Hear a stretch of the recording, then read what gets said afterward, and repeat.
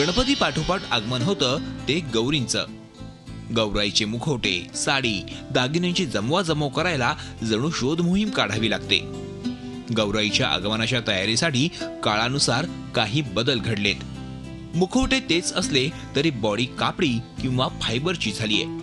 त्यात सुबकता येते आणि मूर्ती चांगली दिसते। रत्नागिरीच्या बाजारपेठांमध्ये अशा प्रकारच्या गौरींचे मुखवटे उपलब्ध झालेत। 4 ते 5 प्रकारच्या गौरी अवेलेबल आहेत।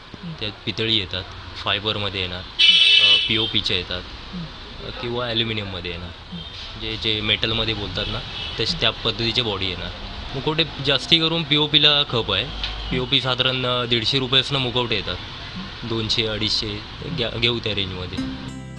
प्रत्येक ठिकाणी गौरीची पद्धत वेगळी असते। कुठं स्टँडवरच्या गौरी तर कुठं खुर्चीत बसलेल्या गौरी, कुठं डब्यावरच्या, कुठं नुसत्या हात आणि मुखवट्यावाली गवर, तर कुठं हातपाय असलेली फोल्डिंगची गवर आणून बसवली जाते। पूर्वी गवर आणत असताना ती नदीवरील खडे घेऊन ते खडे एका तांब्यात ठेवले जात आणि या गौरीचं पूजन केलं जायचं। मात्र आता लोक नवीन व्हरायटी शोधू लागलेत। पूर्वीच्या लाकडी मुखवट्यांची जागा आता प्लास्टर ऑफ पॅरिस, पितळ आणि फायबरनं घेतलीये। हा पितळेचा मुखवटा आहे। खालतून पोकळ येणार तो, पितळ कास्टिंग बसनं बनवलेलं आहे तो, हा पोतीव पितळ बसनं। आणि आपल्या हौशीप्रमाणे आपण त्याला पेंट वगैरे करून थोडे हे करू शकतो। म्हणजे इथे लिपस्टिक दाखवलेली आहे, तिला डोळे वगैरे काढलेले आहेत। काही कोणाला वाटतं ते हौशीप्रमाणे पूर्ण बॉडी कलर पण मारून टाकतात। पूर्वी लोखंडी पत्र्याच्या कोठीवर साडी नेसवून गौरीची प्रतिष्ठापना केली जात असे। मात्र यंदा पहिल्यांदाच लोखंडी कोठ्यांची जागा स्टँडनं घेतलीये।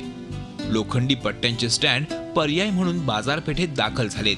500 ते 5,000 रुपयांमध्ये उपलब्ध होणाऱ्या या फोल्डिंगच्या गौरी आणि स्टँडला आता मागणी देखील वाढलीये आणि भाविकही मोठ्या हौसेनं या गौरी घरी नेऊ लागलेत।